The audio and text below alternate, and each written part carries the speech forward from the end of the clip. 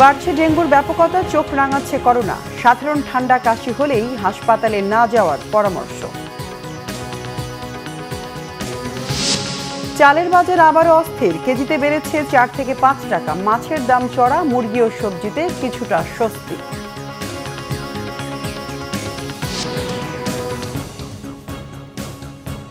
দেখছিলেন crown cement সংবাদ শিরোনাম। এবার বিস্তারিত সংবাদ।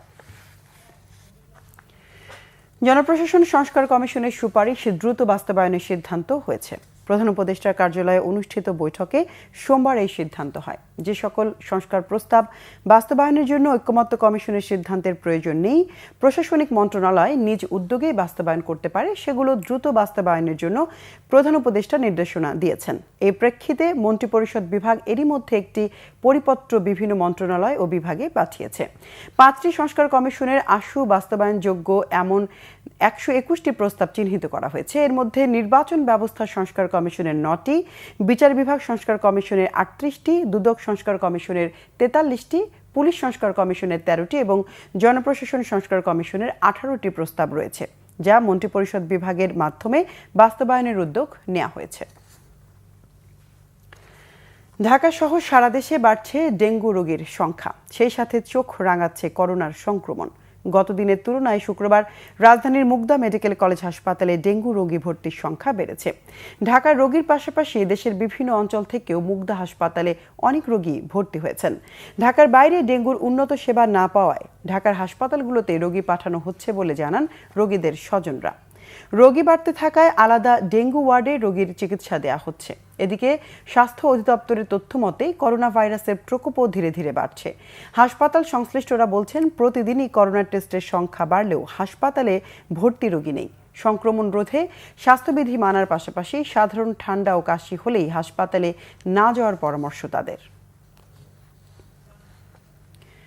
বিএনপি সিনিয়র যুব মহাসচিব অ্যাডভোকেট রুহুল কবির রিজভী বলেছেন, ফ্যাসিবাদী পলাতক দল আওয়ামী লীগকে পুনর্বাসনের নানা ষড়যন্ত্র হচ্ছে ভারতে। দুপুরে পাবনার চাটমোহরে বিএনপির প্রবীণ নেতা আবু তাহের ঠাকুরের হাতে ভারপ্রাপ্ত চেয়ারম্যান তারেক রহমানের পক্ষ থেকে আর্থিক অনুদান তুলে দেওয়ার পর সাংবাদিকদের তিনি এই কথা বলেন। রিজভী বলেন, ষড়যন্ত্র এখনও শেষ হয়নি। 16 বছর তৃণমূল থেকে জাতীয় পর্যায়ে অনেককেই গুম করা হয়েছে। যৌক্তিক সময় বিএনপির অবাধ ও সুষ্ঠু নির্বাচন দাবি গণদাবির প্রতিফলন বলে মন্তব্য করেন রিজভী। বাংলাদেশের যে রাজনৈতিক দলটি 16 বছর মানুষের উপর নিপীড়ন করেছে, জনগণের টাকা লুট করে সে টাকা পাচার করেছে, তাদেরকে পুনর্বাসনের জন্য আজকে ভারতীয় নীতি নির্ধারকরা তারা নানা প্রচেষ্টা চালাচ্ছে। আমাদের ভারপ্রাপ্ত চেয়ারম্যান সাহেবের সাথে ইউনূস সাহেবের আমরা প্রত্যাশা করছি তাদের মধ্যে আলাপ আলোচনা হওয়ার পরে নিশ্চয়ই একটা যৌক্তিক সময়ের মধ্যেই আমাদের অন্তর্বর্তীকালীন সরকার তারা নির্বাচন কমিশনকে জানাবে যে কবে ভোটটা হবে। তা আমাদের বিশ্বাস জনগণের দাবির প্রতিফলন হবে সরকারের সিদ্ধান্তের মধ্যে। আবারও বেড়েছে চালের দাম। ইরি বোরোর নতুন চাল আসার পর দাম কিছুটা কমলেও ফের অস্থির চালের বাজার। কোনো কারণ ছাড়াই ঈদের পর থেকে সব চালেরই দাম বেড়েছে কেজিতে 4 থেকে 5 টাকা পর্যন্ত। সবচেয়ে বেশি দাম বেড়েছে মিনিকেট চালের। দাম বাড়ার জন্য মিল মালিক ও কর্পোরেট কোম্পানিগুলোকে দায়ী করেন খুচরা ব্যবসায়ীরা।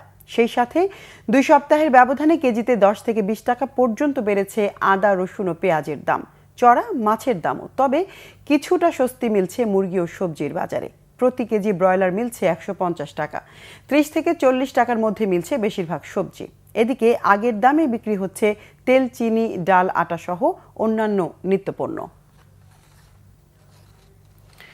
উজান থেকে নেমে আসা পাহাড়ি ঢলে ফেনীর মহুরী নদীর বাঁধ ভেঙে প্লাবিত হয়েছে লোকালয়। বৃহস্পতিবার রাতে ফুলগাজীর মহুরী নদীর উত্তর বড়ইয়া এলাকায় বাঁধ ভেঙে যায়।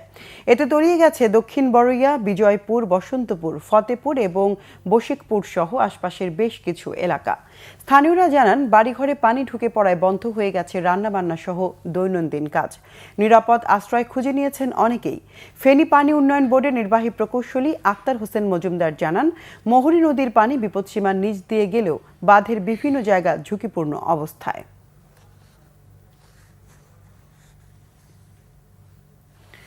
ভারতের মেঘালয় সীমান্তে গাছে ঝুলন্ত অবস্থায় উদ্ধার হওয়া বাংলাদেশি যুবকের লাশ হস্তান্তর করেছে বিএসএফ। দুপুরে সিলেটের কোম্পানিগঞ্জের উৎমা সীমান্ত দিয়ে মরদেহটি বিজিবির কাছে হস্তান্তর করা হয়। স্থানীয়রা জানান, মেঘালয়ের পিনারসালা থানা পুলিশ লাশটি উদ্ধার করে। নিহত জাকারিয়া আহমেদ উপজেলার উত্তর রনিখাই ইউনিয়নের লামা গ্রামের বাসিন্দা। পেশায় তিনি ছিলেন একজন শ্রমিক। এদিকে ব্রাহ্মণবাড়িয়ার বিজয়নগর সড়কের পাশ থেকে অজ্ঞাত এক যুবকের গলা কাটা লাশ উদ্ধার করেছে পুলিশ। বিজয়নগর থানার ওসি শহীদুল ইসলাম জানান, সড়কের পাশে কচুরিপানার স্তূপে লাশটি পড়ে থাকতে দেখে স্থানীয়রা পুলিশকে খবর দেয়।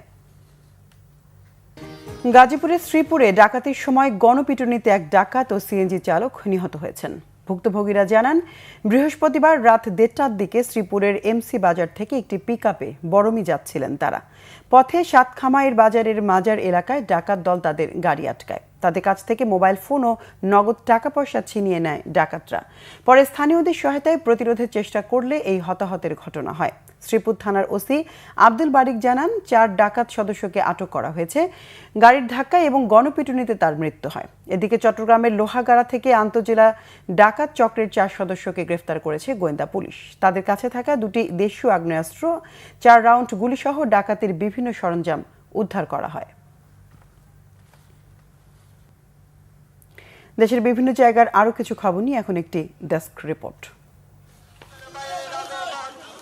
বিএনপির কেন্দ্রীয় ভাইস চেয়ারম্যান মোহাম্মদ শাহজাহানের আগামী 25 জুন নিজ জেলা নোয়াখালীতে যাওয়ার সংবাদে আনন্দ মিছিল করেছে দলীয় নেতাকর্মীরা। গত 21 জানুয়ারি চিকিৎসা নিতে ব্যাংককে যান তিনি। নির্বাচন কমিশন কতটুকু নিরপেক্ষ থাকবে তা পরীক্ষা হবে বলেছেন জামায়াতে ইসলামীর প্রচার বিভাগের সেক্রেটারি অ্যাডভোকেট মতিউর রহমান আকন্দ। ময়মনসিংহে শিক্ষা শিবির অনুষ্ঠানে তিনি কথা বলেন।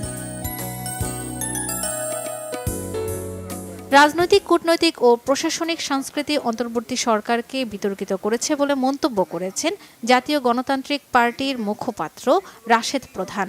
দুপুরে পঞ্চগড় জেলা কার্যালয়ে গণমাধ্যম কর্মীদের সাথে মতবিনিময়ের সময় তিনি এই মন্তব্য করেন। গোপালগঞ্জে শিশুশ্রম প্রতিরোধ দিবস উদযাপন করেছে জেলা প্রশাসন এবং কলকারখানা ও প্রতিষ্ঠান পরিদর্শন অধিদপ্তর। জেলা প্রশাসনের সম্মেলন কক্ষে সভায় সভাপতিত্ব করেন জেলা প্রশাসক মোহাম্মদ কামরুজ্জামান। ঠাকুরগাঁও জেলা কমিটির সাধারণ সভা করেছে Bangladesh communist party. Thakurgaon press club হল রুমে জেলা কমিটির সভাপতি ইয়াকুব আলীর সভাপতিত্বে এ সভা হয়। সাতক্ষীরার দৈনিক পত্রদূত সম্পাদক শহীদ এস.এম. আলাউদ্দিনের মৃত্যুবার্ষিকী উপলক্ষে আলোচনা সভা হয়েছে। সাতক্ষীরা প্রেস ক্লাবে এ সভা হয়।